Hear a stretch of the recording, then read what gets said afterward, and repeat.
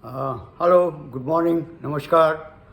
Welcome all to this today's session of Samanvaya briefings. I am Dr. Asheesh Shah, host of Samanvaya briefings. So today we are going to take talk about Trump and his larger game plan that he has unleashed all over the world. So many of us think that Trump is rather impulsive, aggressive kind of person, but he's not. He's a very shrewd politician, and his shrewdness has only increased after his tenure one. So make no mistake about it. Trump is here to stay, and he's going to bring out a lot of changes and transformations all over the world. Though one hears that back in Washington DC, the anti-Trump lobby has started working again to demean his policies, especially since there is a new wave of inflation rising, and the Democrats think that this is a good opportunity to target Trump. But Trump is what he is, and he is not going to bow down before such threats of Democrats, and he is going to work upon his various initiatives that he has taken in just a month and 2 days over it. So whether it's about Greenland, whether it's about Panama, whether it's about Mexico, whether it's about Canada, whether it's about illegal deportation, whether it's upon the Middle East ceasefire, or whether it's your Russia-Ukraine peace talk, or whether it's about China, whether it's about the tariff war, whether it's about the Munich Security Conclave, whether Vice President J.D. Vance has spoken and has given some very strong words for European nations. So all these multiple fronts have suddenly woken up by President Trump, and though one thinks that this may not be very wise to open up multiple fronts, but if you see it carefully, he has in Panama he has been successful. Secretary of State Marco Rubio went there, and he had a good talk and deal with the Panama authorities, after which Panama has withdrawn from the BRI initiative of China. Similarly, if you see Mexico, so they have also shown positive gesture towards Trump's tariff threats, and soon there will be some sort of middle way cut out of between Mexico and America, and also the illegal deportation, which is maximum people come from the Mexican border. Though Trump started with Canada on a very strong and bitter note, and there were a lot of anti-Trump noises in Canada. But I think now Canada has also understood that it's better to buy some time and talk positively with Trump and his tariff policies. So I think sooner or later both Mexico and Canada will be on the same side of what Trumps want, maybe with some few cuts here and there. In Middle East, if you see, there are already a lot of hostages who have been released, and one wonders why didn't Biden has done the same? Because as soon as Trump came into power, he got many hostages released, and there is a ceasefire as of now in this Israel-Hamas war-like situation. And this was round one. Of course, round two ceasefire talks will soon take place, and also there will be talks on how to move the Palestinians out of Gaza and so on. If one sees the Ukraine-Russia talks that was held in Saudi Arabia, where Ukraine was not invited, neither any European nation. Only Russian and American envoys were there, and they had a very fruitful talks as per indications by President Trump himself in various press briefings and other places. So I think sooner or later this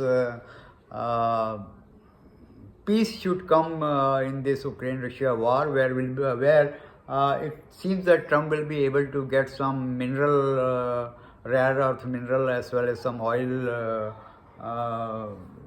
you know, wells for America.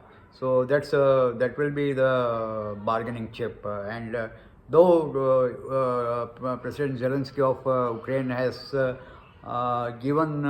shown resistance in his first reaction to this offer by Americans, but now he's more likely to bow down to Trump's wishes and may agree to some sort of agreement for this rare earth mineral and oil rich energy sector. I don't think Russia will bow down much because Russia is strong as of now, and they know how to play with America as well as Ukraine, and they are in no hurry. So that is one thing. Another important thing is to note that Trump has not taken European nations into confidence in all these peace talks. So there is a huge outcry against Trump, especially in countries like Germany and France to an extent, and some other nations. Germany is also going to elections, and I think the extreme right party of Germany will get elected, and that is because of Trump's warnings and threats to Germany. So you see, Trump is playing a he has started sort of debates and discussions on multiple fronts. You see, I have already talked about 10 fronts. So it's a huge front for any new incumbent of USA to start on such a strong note. And do mind that the first two leaders who came to US, or rather three leaders who came to US, were from Japan, Saudi, and of course India. We are not counting Jordan as of now here. So these three, and Trump was forthright with all the three, and he wants America to be great again. So that is his policy, and all these friendly three nations have agreed to Trump's, and Saudi has promised hundreds of billions of dollars. Japan has also agreed to pour dollars and bring manufacturing into America.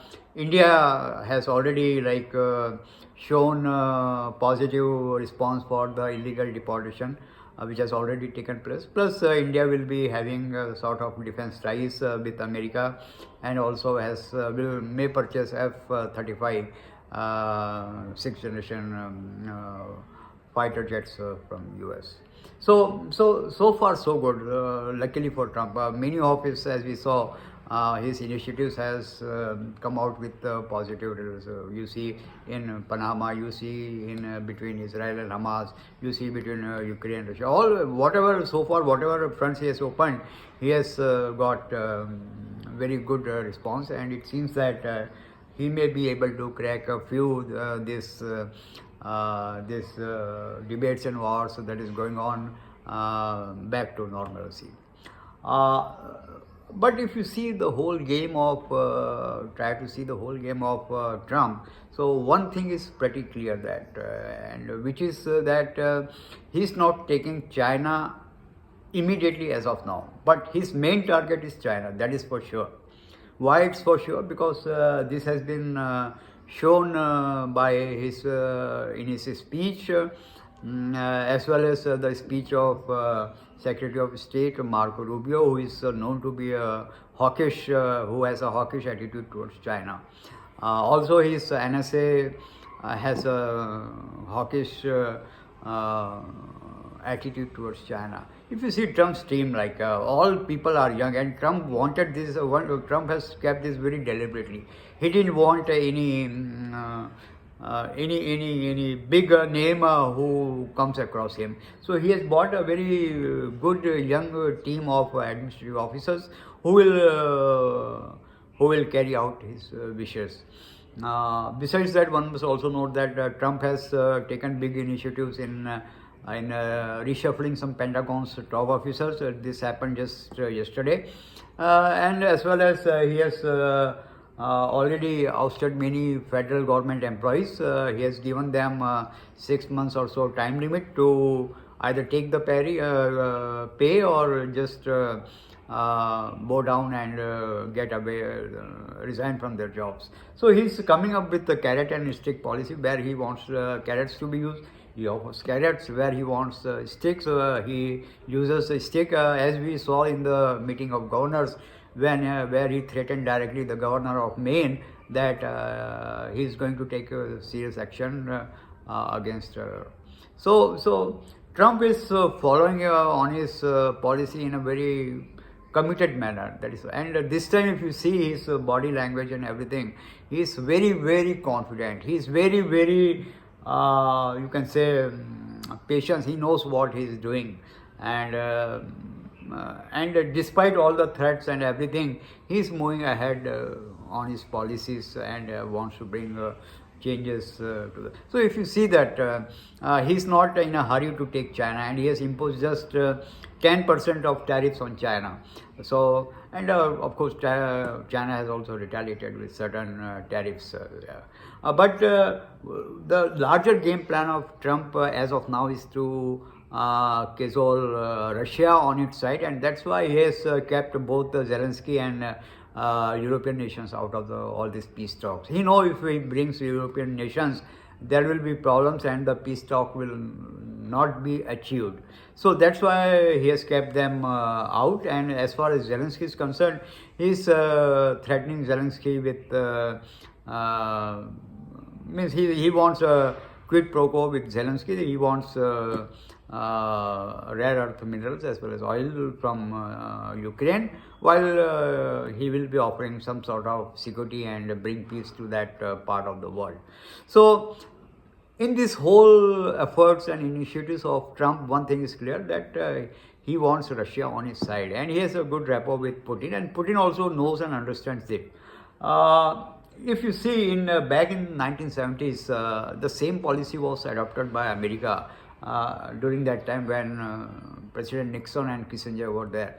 So at that time, Russia was their main, you say, enemy number one, and there was this huge Cold War going on between the two nations. So what Nixon and Kissinger, especially Kissinger, did was, he went to China and he brought these Chinese leaders on a discussion table with President Nixon, and then rest is history. As we know, both the nations went pretty well, and China got all the benefits, while Russia got weakened because China didn't support Russia as much as Russia would have wanted, and Russia disintegrated during the 90s.